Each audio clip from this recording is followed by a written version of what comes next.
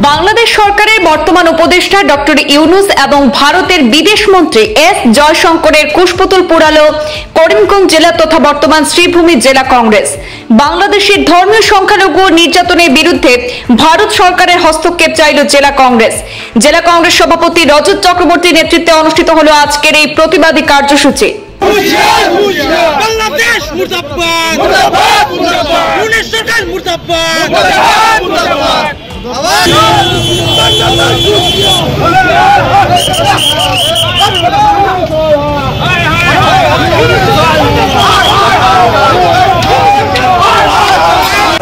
নাটক বন্ধ করো, বন্ধ করো, বন্ধ করো। ভারতবর্ষে নাটক করা বন্ধ করো, বন্ধ করো, বন্ধ করো। বাংলাদেশের কূটনৈতিক প্রয়াসে ভারত সরকার ব্যক্তিগত জবাব চাই, জবাব দাও।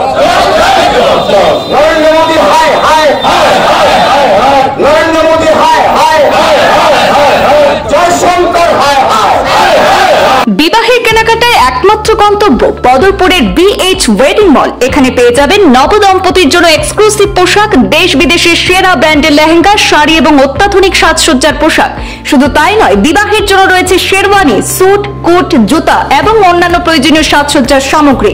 আকর্ষণীয় বিবাহ উপহারও পেয়ে যাবেন একই ছাদের নিচে। BH ওয়েডিং মলে কেনাকাটায় থাকছে 50% পর্যন্ত বিশেষ ছাড়। অভিজ্ঞ টিমের সহযোগিতায় আজ শুরু করুন আপনার বিশেষ দিনের প্রস্তুতি। আমাদের ঠিকানা BH ওয়েডিং মল, নিয়ার বোরখা হাউস, মেইন রোড, বদরপুর। যোগাযোগ করুন 8399074696 এই নম্বরে। BH ওয়েডিং মলে কেনাকাটায় বাস্তবে রূপ দিন আপনার বিশেষ দিনের স্বপ্নকে। বাংলাদেশ ইস্যুতে এবার সরব হল শ্রীভূমি তথা করিমগঞ্জ জেলা কংগ্রেস কমিটি। মঙ্গলবার দলীয় কার্যালয় থেকে এক প্রতিবাদী মিছিল বের করে শহরের আম্বেদকর পার্কে গিয়ে পৌঁছায়। সেই মিছিলের পূর্বে কংগ্রেস কার্যালয়ের সম্মুখে ভারতের বিদেশ মন্ত্রী এস জয়শঙ্কর এবং বাংলাদেশের অন্তর্বর্তী সরকারের প্রধান ডক্টর ইউনুসের কুশপুতুল পুড়িয়ে প্রতিবাদ সাব্যস্ত করেন কংগ্রেসের কর্মকর্তারা। বাংলাদেশে চলতে থাকা বিভিন্ন ঘটনার তীব্র নিন্দা এবং ধিক্কার জানিয়ে শাসক দল বিজেপির তীব্র সমালোচনা করেছেন জেলা কংগ্রেসের কর্মকর্তারা। জেলা সভাপতি রজত চক্রবর্তী বাংলাদেশে চলতে থাকা বিভিন্ন ঘটনা অত্যন্ত নিন্দনীয় এবং ধিক্কারজনক বলে মন্তব্য করেছেন। এই ধরনের ঘটনা এদেশের গণতন্ত্রের জন্য শুভনীয় নয় বলেও এদিন মন্তব্য করেন তিনি। এছাড়া পার্শ্ববর্তী রাজ্য মণিপুর ইস্যুতেও এদিন শাসক দল বিজেপির তীব্র সমালোচনা করেছেন জেলা কংগ্রেসের কর্মকর্তারা। বাংলাদেশের ইস্যুতে বিভিন্ন সংস্থা এবং সংগঠন যেভাবে প্রতিবাদে মুখরিত হয়েছেন তাতে আগামী দিনে পরিস্থিতি আরো ভয়াবহ রূপ নেবে বলে আশঙ্কা প্রকাশ করেছেন জেলা সভাপতি রজত চক্রবর্তী। দীর্ঘদিন আমরা বাংলাদেশের পরিস্থিতি আমরা পর্যালোচনা করেছি, আমরা দেখেছি। ইতিমধ্যে আমরা সাংবাদিক সম্মেলনের মাধ্যমে করিমগঞ্জ জেলা কংগ্রেস কার্যালয়ে বাংলাদেশের পরিস্থিতি নিয়ে আমরা উদ্বেগ ব্যক্ত করেছি এবং সাংবাদিক সম্মেলনের মাধ্যমে আমরা নিন্দা জানিয়েছি মোহাম্মদ ইউনূস সরকারকে এবং একই সঙ্গে ভারত সরকারের ব্যর্থতাকে। আমরা মনে করি যে আজকে 1971 ইংরেজিকে যে বাংলাদেশের সৃষ্টি করা হয়েছিল, সেই বাংলাদেশ সৃষ্টি করার মূল যে কারিগর ছিলেন তিনি ছিলেন প্রয়াত প্রধানমন্ত্রী শ্রীমতী ইন্দিরা গান্ধী। এবং শ্রীমতী ইন্দিরা গান্ধীর সঙ্গে আজকে আমাদের করিমগঞ্জের কুশিয়ারা নদীর তীরে যে স্ট্যাচু রয়েছে, যে স্ট্যাচুতে আমরা 26 জানুয়ারি এবং 15ই আগস্ট আমরা মাল্যার্পণ করে থাকি, চমনলাল, মেজর চমনলাল, যাকে হত্যা করা হয়েছিল জকিগঞ্জে এবং পাকিস্তানি সৈন্যরা তাকে হত্যা করেছিল। এই আমাদের সৈনিকরা আত্মত্যাগ করে বাংলাদেশের সৃষ্টি করেছিল। আজকের যে বাংলাদেশের পরিস্থিতি, সেই পরিস্থিতি কেন হচ্ছে আমি প্রশ্ন করতে চাই আজকে মোহাম্মদ ইউনূসকে, এবং একই সঙ্গে প্রশ্ন করতে চাই ভারতবর্ষের বিদেশ মন্ত্রী এস জয়শঙ্কর, যিনি সম্পূর্ণভাবে ব্যর্থ হয়েছেন কূটনৈতিক প্রয়াসে। বাংলাদেশের এই জঘন্য পরিস্থিতিকে সামাল দিতে ব্যর্থ হয়েছেন। ভারতবর্ষের প্রধানমন্ত্রী ব্যর্থ হয়েছেন। কেন তারা ব্যর্থ হয়েছেন এর জবাব আজকের এই অবস্থান ধর্মঘটের মাধ্যমে কংগ্রেসের তরফ থেকে আমরা দাবি করছি।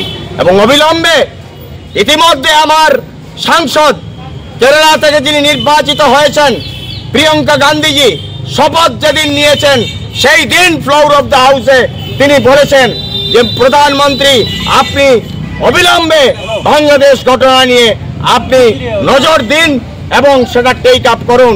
বাংলাদেশের পরিস্থিতি ভয়াবহ। কিন্তু আজকে পর্যন্ত ফ্লোর অফ দ্য হাউসে সরকারের পক্ষ থেকে, প্রধানমন্ত্রীর পক্ষ থেকে, বিদেশ মন্ত্রীর পক্ষ থেকে কোনো ধরনের কোনো স্টেটমেন্ট এখন পর্যন্ত আসেনি। পার্লামেন্ট কিন্তু চলছে। আজকে এই পরিস্থিতি কেন? আজকে প্রধানমন্ত্রী মৌন কেন? আজকে এস জয়শঙ্কর মৌন? এখানে কংগ্রেস থেকে প্রত্যাবর্তন করে একজন বিধায়ক কিছুদিন আগে যিনি গিয়েছেন ভারতীয় জনতা পার্টিতে, এখন পর্যন্ত মেম্বারশিপ নেননি। মেম্বারশিপ নেওয়ার ক্ষমতা হয়নি তার, কারণ মেম্বারশিপ নিলে তার বিধায়ক পদ থাকবে না। যদি ক্ষমতা আছে, দম আছে। আজকের এই সাংবাদিক সম্মেলনে আমি দাবি করছি, উনার যদি দম আছে, let him resign by today. আজকে উনি রিজাইন করুন এবং নির্বাচনে প্রতিদ্বন্দ্বিতা করুন। তাই এখানে যে নাটক পরিস্থিতি সৃষ্টি করছেন কমলাক্ষ, এই নাটকে ভারতবর্ষের হিন্দু যারা আছেন, ভারতবর্ষের মুসলিম যারা আছেন, তাদেরকে এই নাটকে প্ররোচিত করতে পারবেন না। আজকে আমি প্রশ্ন করতে চাই তাকে, তিনি কেন দিল্লিতে যাচ্ছেন না? এই যে মার্চ তিনি বাংলাদেশের জন্য করেছেন, সেই মার্চ দিল্লির উদ্দেশ্যে করে প্রধানমন্ত্রীর বাসগৃহে গিয়ে তিনি প্রধানমন্ত্রীকে বলুন যে প্রধানমন্ত্রী, বাংলাদেশে যে হিন্দুদের উপর অত্যাচার হচ্ছে তার জন্য চলুন, আপনি সহ আমরা বাংলাদেশে যাব। ক্ষমতা যদি থাকে উনি প্রধানমন্ত্রীকে সেই কথা বলুন। কাজেই এখানে নাটক করে এই নাটকের কোনো ফল আগামীতে বেরিয়ে আসবে না। এই কথাগুলো বলে এবং আমরা আজকের এই অবস্থানের মাধ্যমে এটা একটা সংকেত দিলাম, ইঙ্গিত দিলাম ভারত সরকারকে, অবিলম্বে যদি এই পরিস্থিতি যদি স্বাভাবিক না হয়, কংগ্রেস সমগ্র আসাম রাজ্যে যে আন্দোলনের সূচনা করবে, সেই আন্দোলনকে দমিয়ে রাখার ক্ষমতা না রাজ্য সরকারের থাকবে, না কেন্দ্রীয় সরকারের থাকবে। এই হুমকি আজকের এই অবস্থানে